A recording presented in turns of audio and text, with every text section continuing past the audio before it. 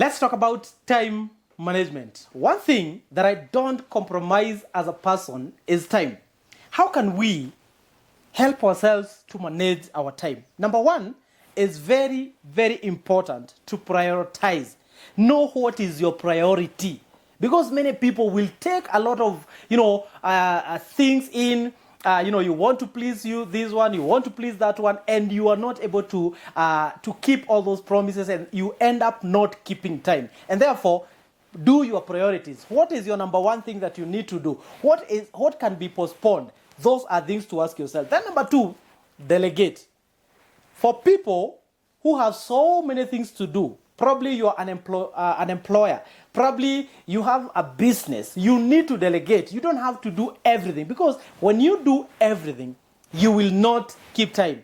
In Kikuyu we say, if you cook 2 pots, one of them will burn. And therefore, you need to learn the skill of delegating. Then number 3, stay focused. When you stay focused on what you're doing, you keep time. That is very important. Then number 4, you must stay motivated. That one is also very important, because if you yourself, you're not motivated, to keep time, to keep schedules, again, you will not be able to keep time. Then number 5, this is a hard one for many people, keeping a calendar. We all these days have a phone.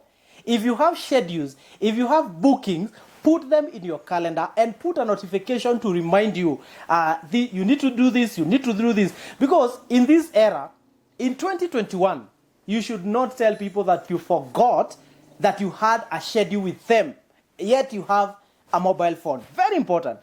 Then, of course, you need to track time spent. Every time you're taking coffee with people, you must ask yourself, how much time am I going to use to take this business opportunity coffee meeting?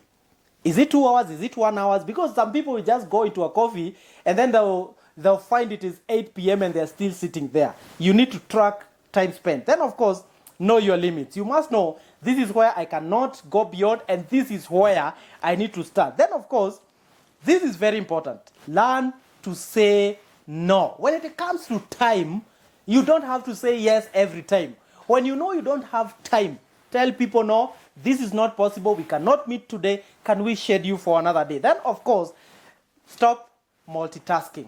Many people will challenge me, more so the ladies, that ladies are able to multitask. Let me tell you once again that if you cook 2 pots at the same time, there is a possibility, even if those pots might not burn, because these days we are in the era we cook with gas. It has 3 places that you can, 3 burners that you can cook at the same time. But remember that multitasking is not for everybody. Then, of course, number 10, do a little every day. You might not be able to do everything that you want to do. For you to be able, to keep and manage your time, learn to do things that are possible for that day. Don't try to do everything at the same time. Then, of course, the last one, but not the least, set long-term goals. There are things that might not be done today. They can be done tomorrow. They can be done next year. Learn to do that. And, of course, eliminate time wasters. This is very important. If you know amongst your circle or your group, there are people who are very good in wasting your time, eliminate. Not, I don't mean like killing them.